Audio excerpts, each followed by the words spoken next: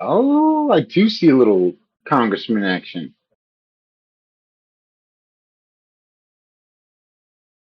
Can you, congressman?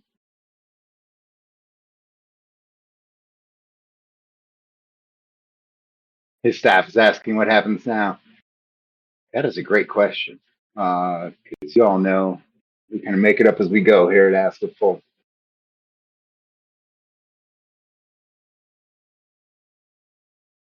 So we have two speakers, but I can only hear my voice, and I'm kind of sick of hearing me talking. Nice. That's right. Give them all the love, y'all. So he's not muted from me. How do you unmute?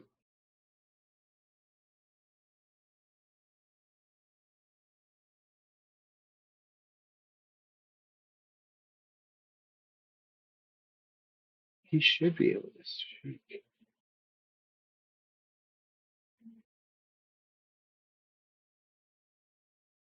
And pardon my Noah. Noah's handling it. Um, I think you can hear me, Congressman. Thank you so much for joining us. Knowing that you're here but you can't speak yet, whenever you can speak, please speak over me because you're an elected lawmaker and I'm just little dipshit me. Um, but so again, Congressman Burlison, member of the UAP Caucus, uh, first term Republican from Missouri. I'm a fellow Midwesterner. I haven't told him this yet, but I'm a Cubs fan, and I bet he's a Cards fan. Hopefully, he doesn't hang up after hearing that. Mad respect to your team, sir.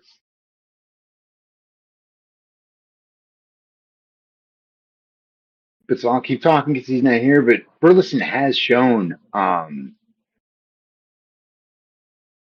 true passion on this issue, and he told the poll exclusive after the SCIF meeting that he went in there with a long list of questions, and he asked the inspector general those questions. It seems like from what was discussed in there that now lawmakers have more information to ask even sharper or smarter questions when they have their next classified briefing, which it seems like it seemed like there was kind of agreement that lawmakers need to have another classified briefing, but they also want um,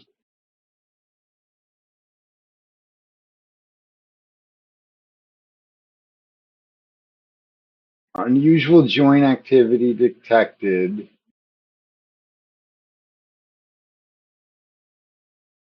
What does that mean? Unusual joint review. No one cares. No, we like this guy.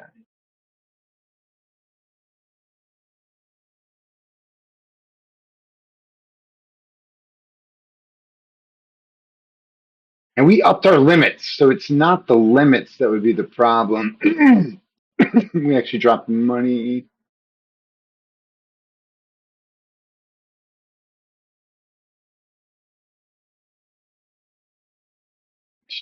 No, no,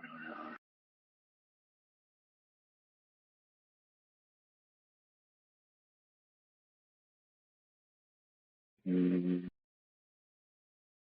Sorry, I see them.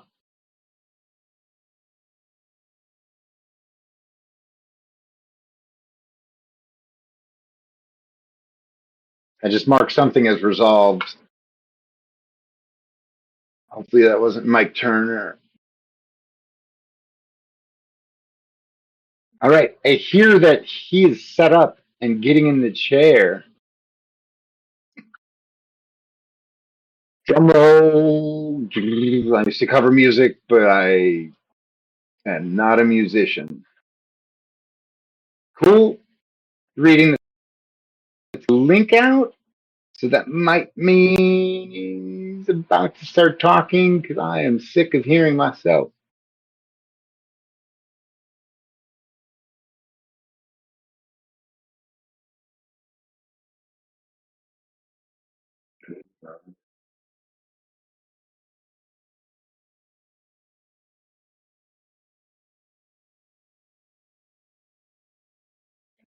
See, that's why I like the balloon emoji. It's kind of mysterious. It can be a heart, but it can also be like ooh, a little bit sketch.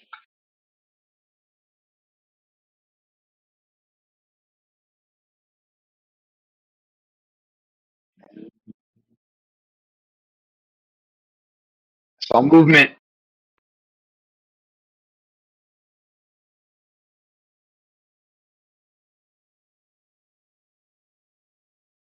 I bet he's coming back in 1 second.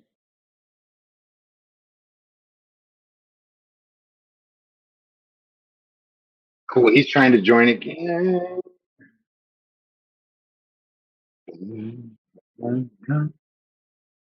I unmuted the music. It's really terrible elevator music. I'm embarrassed by that. Yeah, so I'll keep going. Remember the backdrop of this entire year. We're in the midst of the 2020 election, or is it the 2016 election? 2024.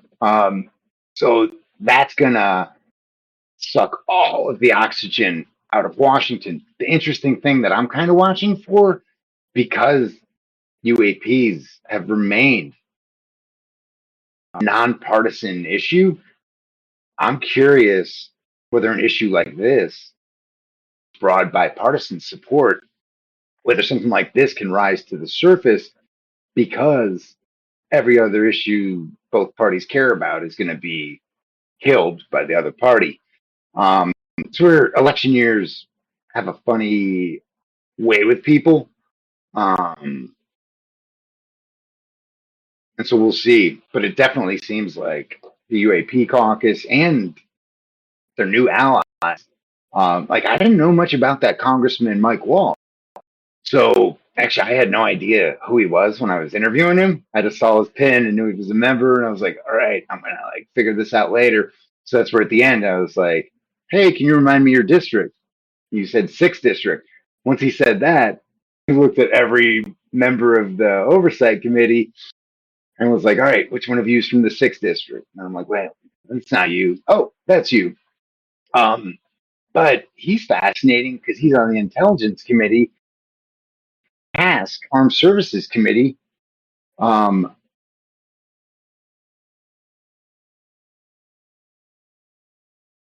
but someone told me to put him on the stage. How do I do that? Where is he? Oh,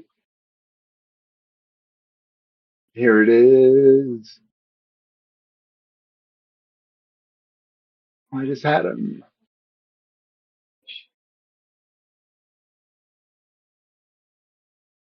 My intern should be.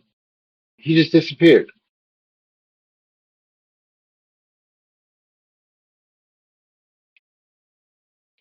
We have the news. Congressman had a problem with security settings on his computer, House of Representatives computer. He's switching to his iPad. So I think that might have solved it. Um, which actually makes sense.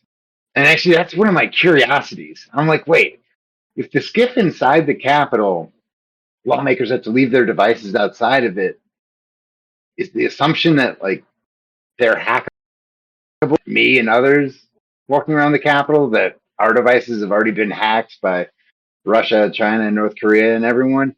Um, Discord and the U.S. government have a shady relationship.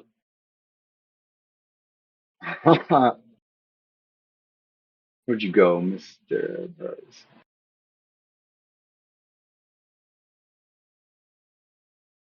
God, I can't wait to stop talking. I think that's why I like being a reporter. 'Cause I get to ask questions and then shut the fuck up. Oh, wait, Congressman's here. I should curse less. Or Congressman's here. Maybe I should curse more. Yeah, torn. Um, Congressman, I'm going to buy you a beer after this. Maybe next time I just go to their office, sit down with them, bring a six pack.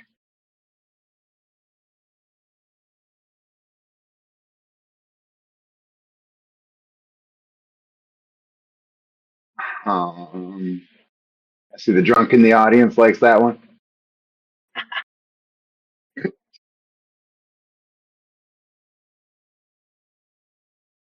You get a balloon for that? Oh, we got movement. I think I hear you, sir. Hey, can you guys hear me? You exist. Everyone was calling me a liar and on the Lion Media. Hey, how are I'm you? not sure how to make this view better, but yeah. Oh, you look perfect. You look austere.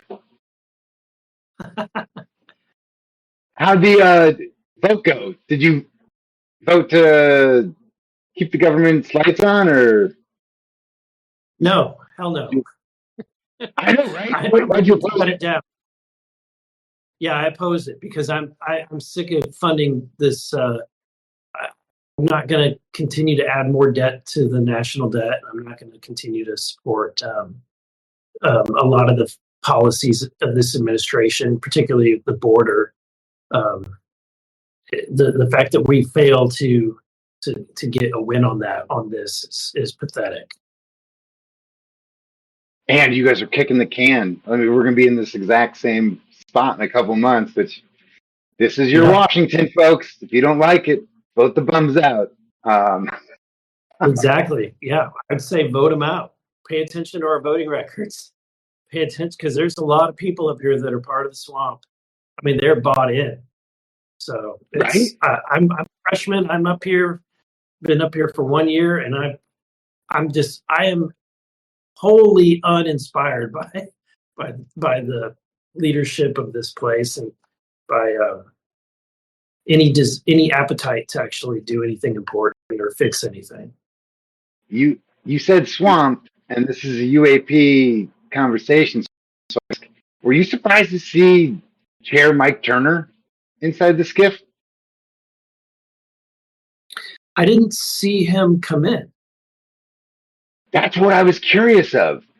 I was wondering if he had like his own personal gym or something back there. So Turner might not have even been inside the SCIF. No, when you go in that hallway, you know, because you guys, the press, all of y'all are gathered outside of those metal doors there. When you go down that hallway, there's several different rooms they're basically meeting rooms, and you have to check your cell phones and your watches and all that kind of stuff, and you get a little number for what little cubby that you put it in, and then you either go into there's a room to the left, and then if you go down the hall past even more security, there's a room to the right, and that's where Mike Turner's committee meets. So if you saw him go in that day, I didn't see him in our SCIF. He probably went to the other one.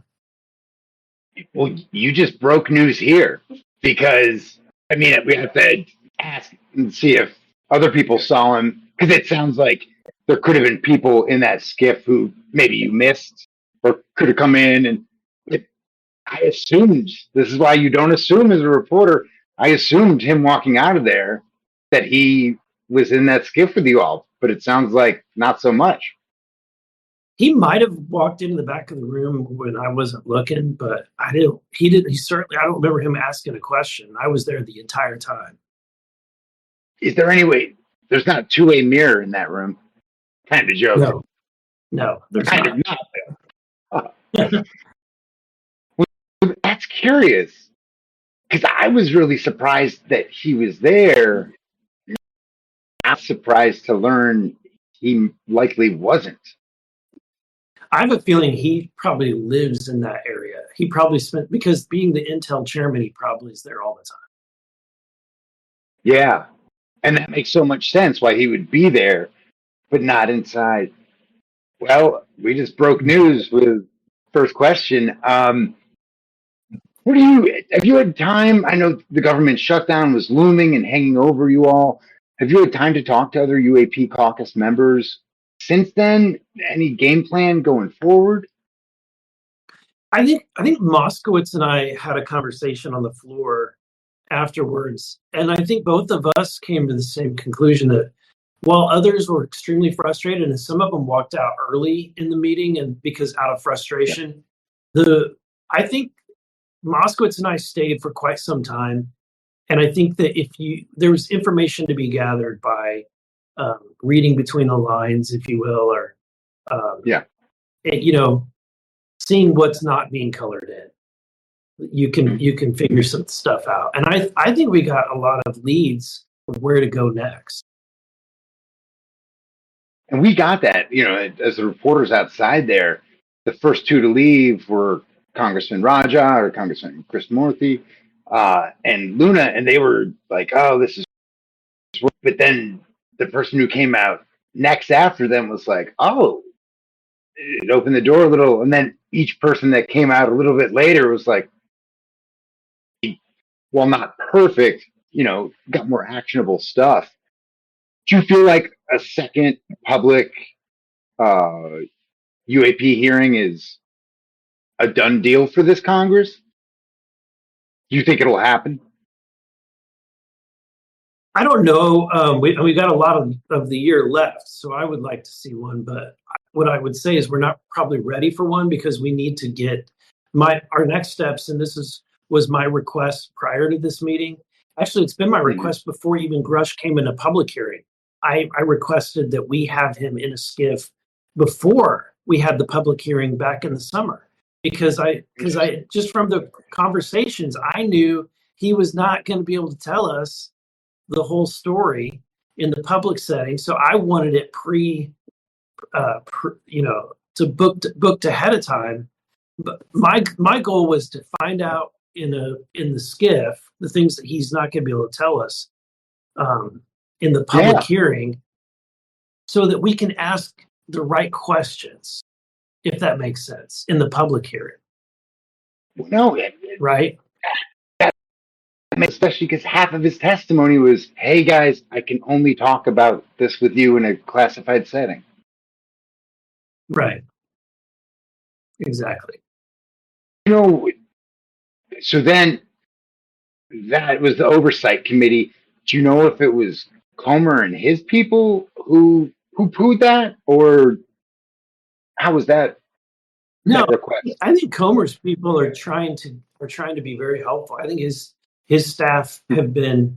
This is a new thing for them. A lot of times when it comes to oversight, they don't have to go through a lot of these security clearances.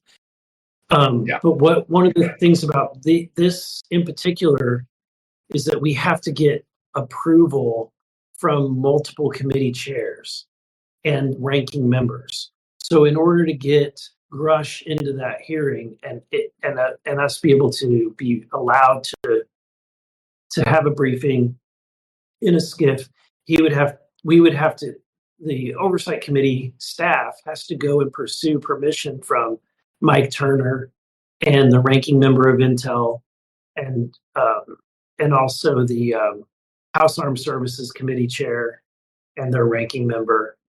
And so anything that overlaps, they would have to get permission from those individuals and the ranking member of the committee.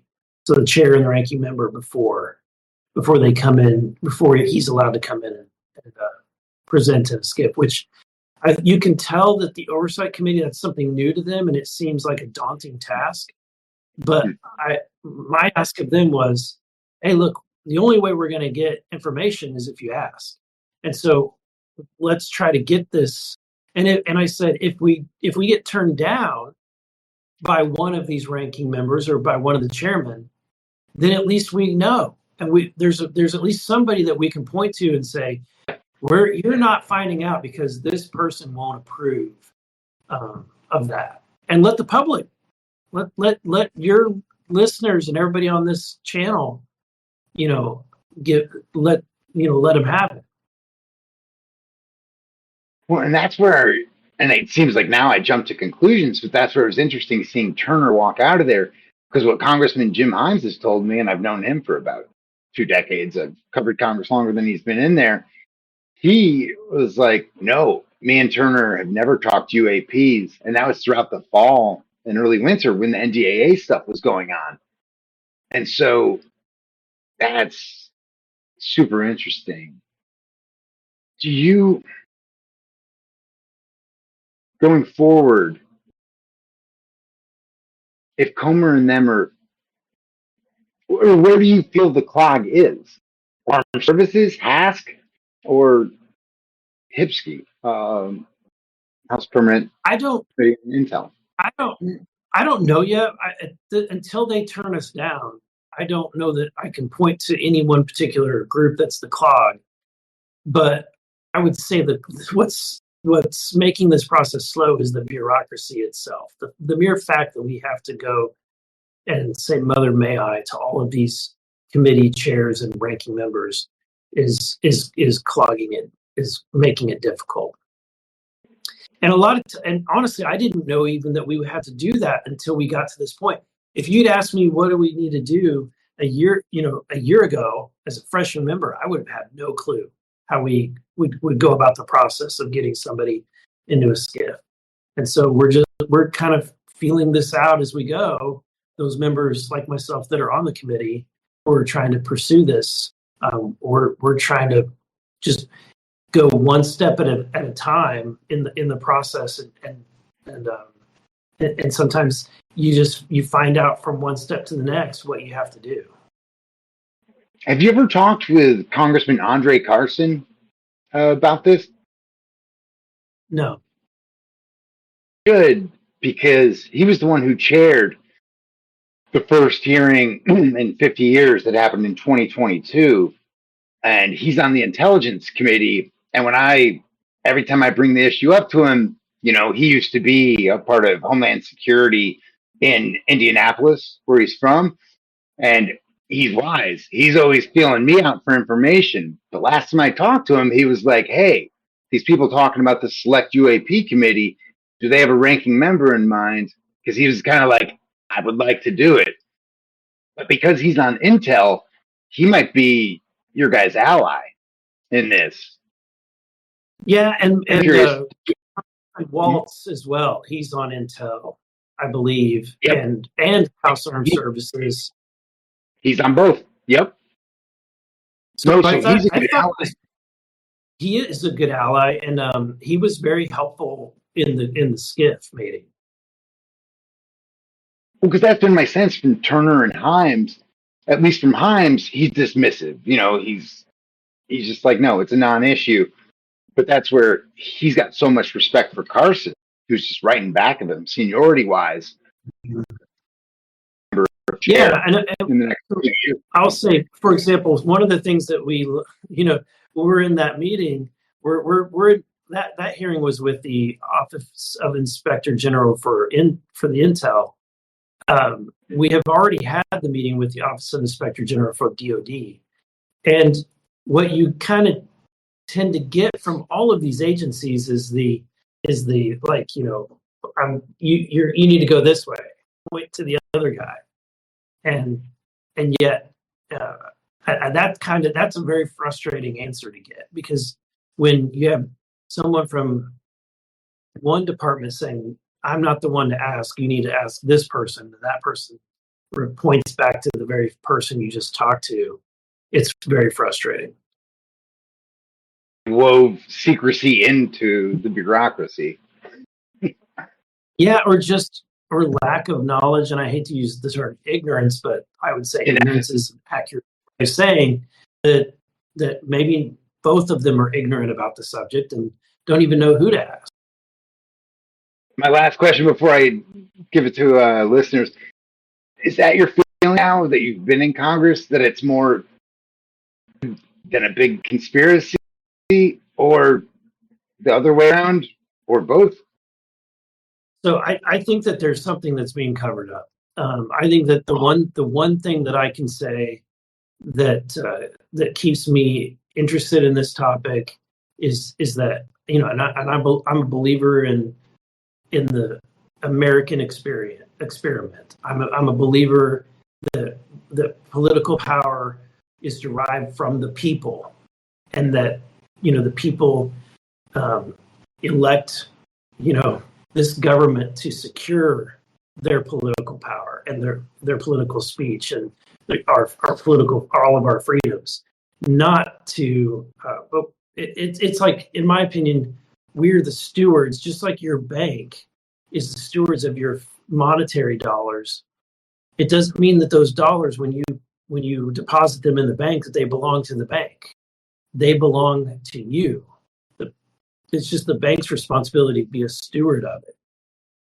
And in the same way, I believe that America, the way our system works, is that myself and all the elected members, we're not the ones giving you political power. We're not the ones creating it. It's yours already, and we're just stewards of it. And so, that being said, I think that this information belongs to the people.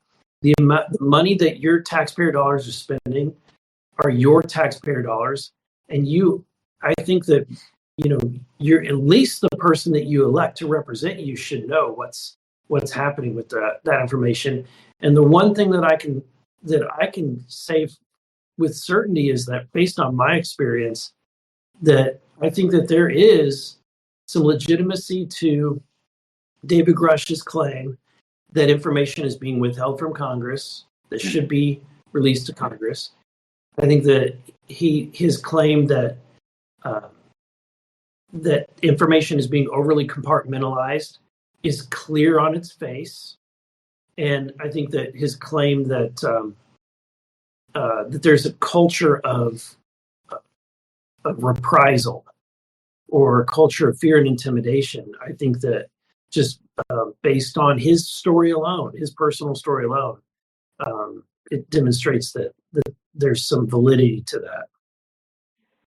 Oh, and many so others. And if you assume those things are true, and while we haven't been able to confirm all of the sensational things like that there are physical UFOs that are recovered, or there is human biologics, we haven't been able to confirm all of that stuff. But in my mind, us being able to confirm some of what Grusch has said to be accurate, then gives a little bit of credibility to the rest of the things that he was saying. Right. Yeah, that's what numerous people said leaving there, especially Congresswoman Luna. She's like, I distrust the intelligence community more. She goes, but nothing they've showed me makes me trust Grusch less. If anything, I trust him more. She's like, I'm going to talk more with him now on ways to go forward. So I'm going to pass the mic to our. Thank you, Matt. Thank you, Congressman Burlison, for being here. I have a couple questions, and if you can't answer them due to security concerns with the SCIF, please don't. I can give you full disclosure of any of these topics at a later point. First question, have you had proper disclosure of the aerogel sphere drone program at Los Alamos National Lab? I don't think I can comment. I will say this is the first that I've heard of what you're talking about. Oh, I can give you more information on it at a later date. Laslo has my information, and he can give my phone number to you. Have you also had proper disclosure of the National Recon Office's Sentient Reconnaissance Network at Patufic Air Base, Space Base? Again, so let me just kind of answer a lot of these questions by being clear that we have not been given any information about any programs specifically, or any results from any of these programs. We've simply been able to validate through the Office of Inspector Generals that the process is broken in such a way that Grusch accurately describes it. My other question was about Lockheed Martin's Aerostat and HALE-D, High Altitude Long Endurance Demonstrator programs. These are also the same technologies, and it's what we're seeing in the air right now. I understand that you probably haven't been given that information, and I can give full disclosure of it to you because I believe that that is my duty as a patriotic U.S. citizen. Final question is sort of a statement. Have you heard of proper disclosure of the theft of national secrets from Los Alamos National Labs by the CCP in 2009? They walked out with 2 hard drives. It bootstrapped the CCP's program. The CCP now also has these drones because they stole the technology from Department of Energy, Triad National Services, and Los Alamos National Labs. I'll give some time to other people, and Matt Laslo can give you my contact information so that I can give you proper disclosure of these programs. Yeah, I can't wait. You sound like you know what you're talking about. That's the Thank you thing so about much for your this time, Congressman. community, Congressman, is there's so much knowledge, but it's almost like you have PhDs in this community and Congress is like kindergartners, which is for better and for worse. Not you, not members of the UAP caucus, not throwing you in that. Well, no, it's fine. When you're in politics, you have to suddenly be thrust into new topics, and you have to suddenly become an expert on everything. And because of that, it's hard to get too into the weeds on a lot of issues. And I opened it up to Ronik. Another thing people in this community need to remember, we're on a lot of committees. And like tonight, about UAPs as you are, tonight you had to vote to not fund the government, on principle, but like that's a very important vote for you, There's a lot going on. We had six varying votes tonight on completely different topics, and then that was on the floor. And today I was in 3 committee hearings, transportation, I have the education and workforce committee, and then obviously oversight. Huge. Education and workforce, those words, education and workforce, don't necessarily go together. Like that committee touches everything. But I'm going to pass the mic. You're muted right now. RP. Oh, there you go. Hello there, gentlemen. Can you hear me? All right.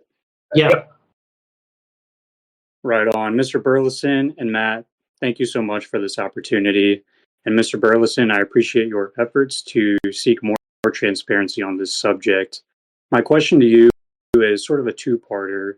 The first being, have you and your colleagues considered using the Holman Rule against contractors or folks in Congress who are obfuscating?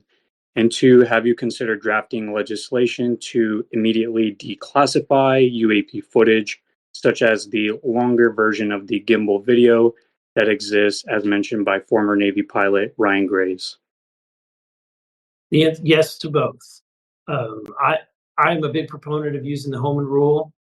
We've had members this year. Now, I will say, sadly, I don't know that we've passed a single Holman Rule this year.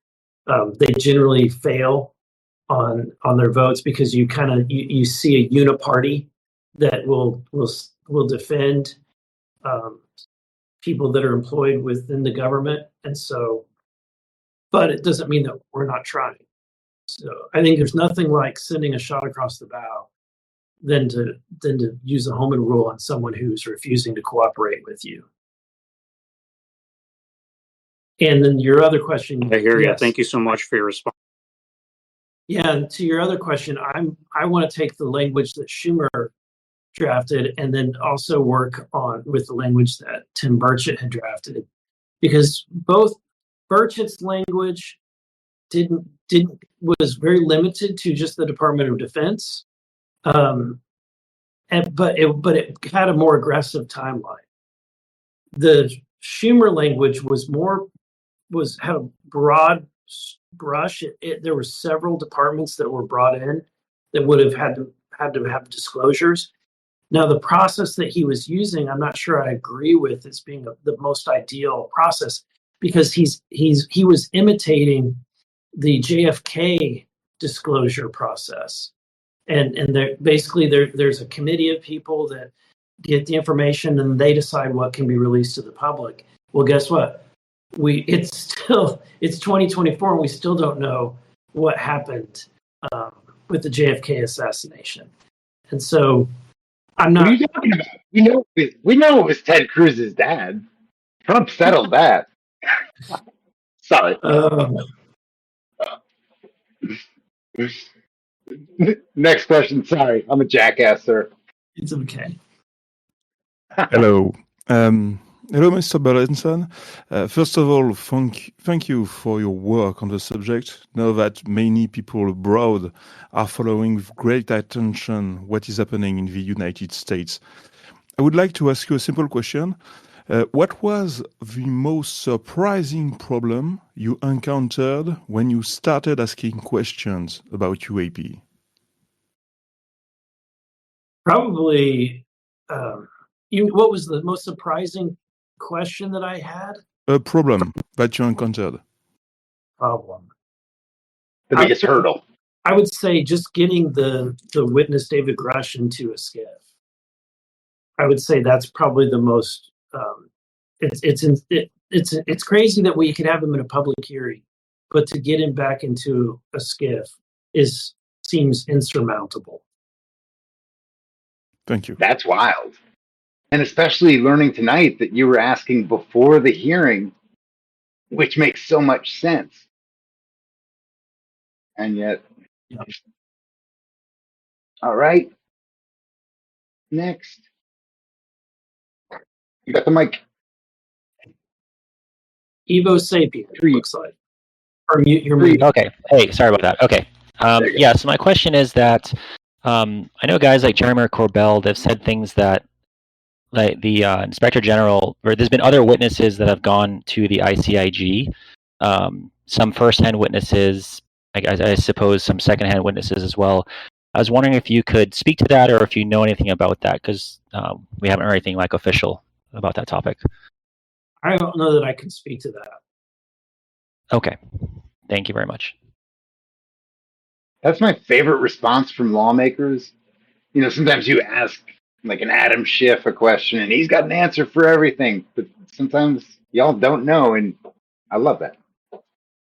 No, I do know, I just can't speak to it. I know, I heard that. Okay. It's you, Tyler. Hey, Representative Burlison, thanks so much for joining this. I really, really appreciate the seriousness you bring to the topic.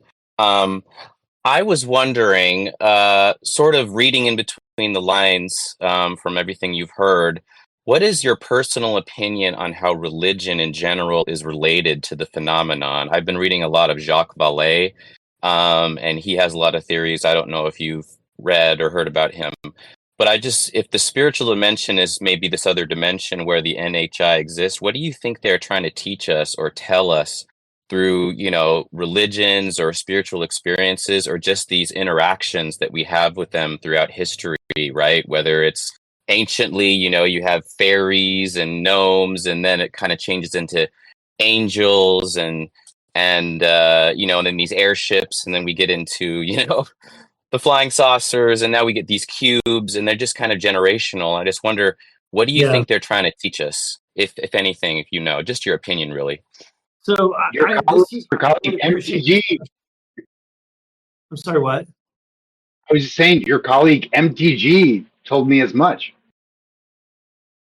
Yeah, I have to say that coming into this, my position is kind of tended to go in this direction, is what you're referring to, Tyler. That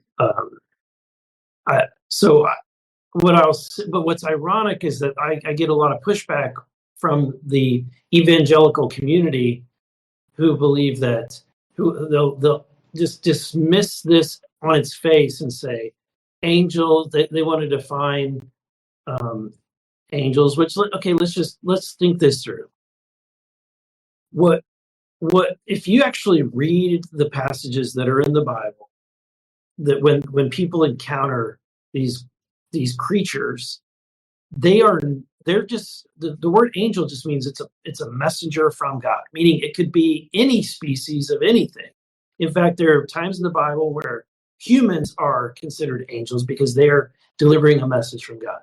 So there's a guy named Timothy Alberino who has a really great book called Birthright that I read after I had the hearing with David Grusch. Somebody really encouraged me to read it. And honestly, it's a pretty good book. It's very, very insightful on the UFO phenomenon and then the interactions with how it it fits in with the biblical narrative. If you as a believer, as a Christian, are capable of throwing out the conventional, traditional views of what angels have become.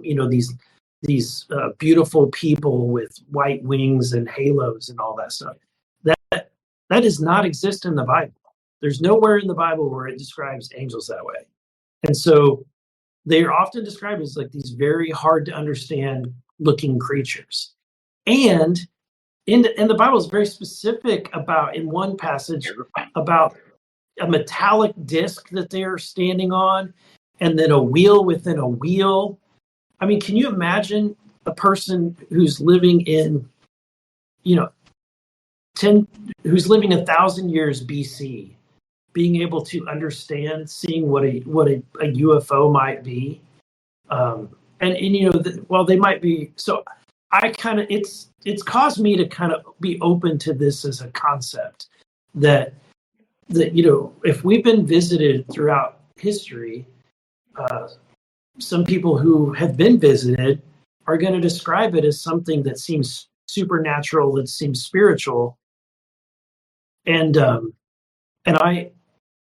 not going to discount that we're talking about one and the same thing. It is to me a distinct possibility. We're going to have a whole night on this topic. I studied to be a pastor in a past life.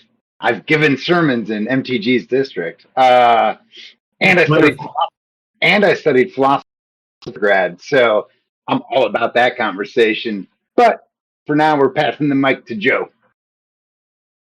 Thank you. All right. Thanks, Congressman. I'll be brief and concise here. What I'd like to ask is, how do we get more members of Congress engaged on this topic? I'm kind of surprised that given it's a fraud, waste, and abuse issue, like taking the whole NHI and more extravagant things out of it, there's clearly an oversight and a fraud, waste, and abuse issue. Would just like to see maybe other members of Congress also get engaged. Thanks.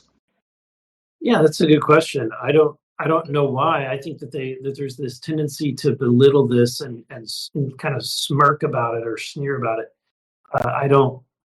But I think if you just look at the facts, we have pilots who are reporting near misses with objects. That in and of itself is something that we should investigate. And then when you've got reports from whistleblowers who are making the claims that David Grusch has made, it demands investigation. And to not investigate it, I think, is not doing our job. So it's my hope that Speaker Johnson creates a special committee to study this, and then gives that committee the authority and the need to know. Because a lot of the conversations that we've had about security and about our clearances, when we what's clear is that there's this component of providing information that you might qualify, your security level might qualify you for the information that you're going to receive, but the other thing is that whether or not you have a need to know. And so I think if we create a special committee, the speaker can do so with granting it the authority to need to know. And that's what I hope is the next step. that. Do you have a security clearance even though you're not on Intel or House Armed Services? Yeah, and I need to find out what that level is, but yeah, I've been told that we by default get a particular clearance level. Interesting, but they never did like a background check on you. Yeah, sorry. Voters did a background check on you. Yes. Amen, brother. That's that little Hey, thing yes, called the Constitution.